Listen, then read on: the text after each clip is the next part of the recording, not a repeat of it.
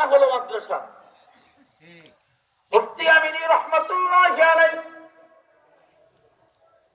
উনি ওনার কিতাবের ভিতরে উল্লেখ করেছেন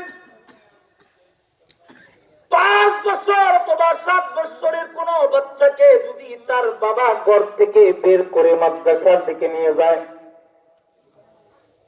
তার মানে 5 আর 7 বছরের বাচ্চাটা তার জীবনের প্রথম দিন যখন তার বাবা তাকে মাদ্রাসার দিকে নিয়ে যায়, সেই দিন আল্লাহ তাআলা যতটা কদম দেয় বাবা এবং তার সন্তান মাদ্রাসার দিকে যায় তো যতটা কদম দেয়, প্রতিটা কদমে কদমে ওই ছোট্ট মাদ্রাসার ছাত্র এখনো মাদ্রাসায় ভর্তি হয় নাই, তার আব্বার একটা একটা করে গুনাহগুলো আল্লাহ তাআলা মাফ করে দেয়। সুবহানাল্লাহ। বিরক্ত হইলে ওয়াজ করার দরকার নেই। আপনার যদি খারাপ লাগে তাহলে ওয়াজ করুন না, ওয়াজ করুন। আরে মুখ ঠেলা লাগায় বই আছেন কে? কথা বল, আপনারা বয়ান করবো তাহলে আমার সাথে কথা বলবেন।